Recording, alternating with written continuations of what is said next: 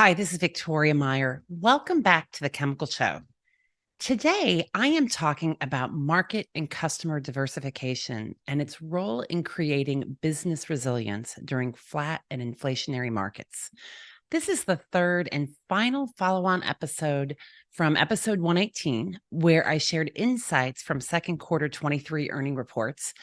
In that episode, we talked about the flat markets that many companies were experiencing due to inventory destocking, sluggish economies, and overproduction in some markets, and highlighted three approaches that companies are taking today to create business resilience in these rocky times.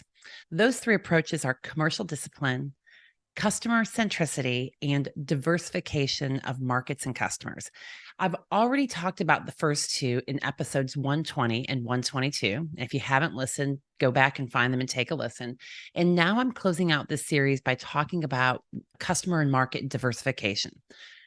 The events of the last 3 years have really highlighted the need for diversification, whether it be in your customer base, the end use markets you're selling into, geographic locations that your customers are in or your suppliers are in. And in fact, even just supplier diversification, just like we talk about in financial markets. And if you guys are investors and you're looking at your financial portfolios, diversification has long been critical.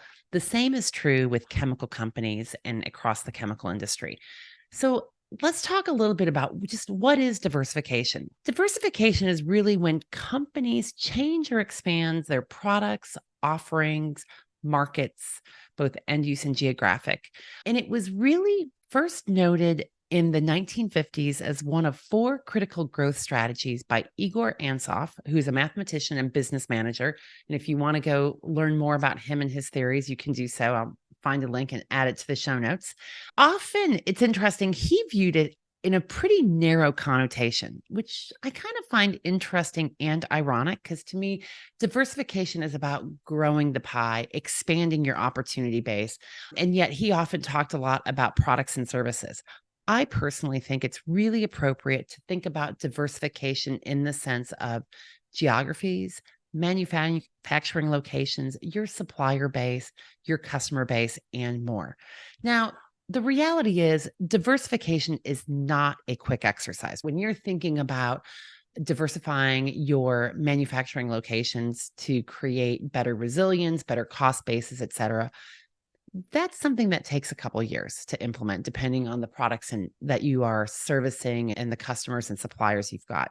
And when I talk to leaders about business performance over the past year, some of the benefits of diversification are deeply rooted in the business decisions they've already taken.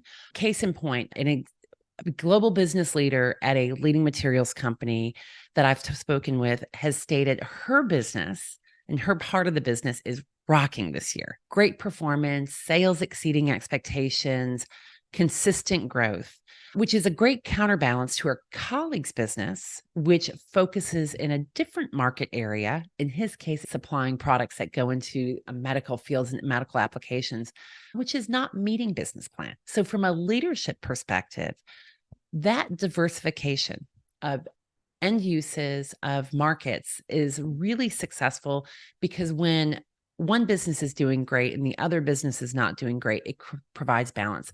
And that's certainly what we've really seen over the past year and really in many ways over the past 3 years, because the pandemic, the supply chain disruptions we've seen as a result of that, as a result of the Russia-Ukraine war, as a result of energy prices, as a result of what China is and isn't doing, has really driven the need for better diversification and manifesting those results.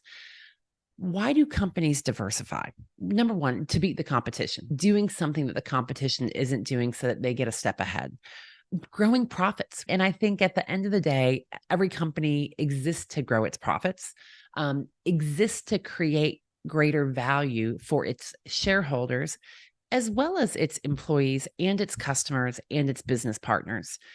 It provides strength during downturns. And that's really the focus of where this highlight of the benefit of diversification of markets and customers and how companies are seeing real resilience in these flat and rocky times is critical, right? It's provides strength, it provides resiliency.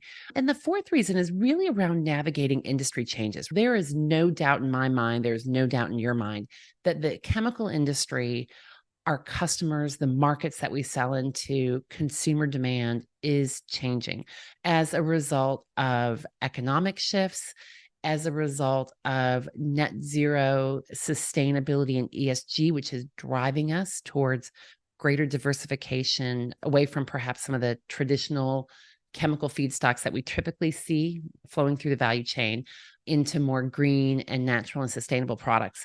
How do we take advantage of diversification? And from where you are today and where you're going forward is really, number one, assessing where that market is going. Where does your business fit in the future markets? Companies create success with flexibility.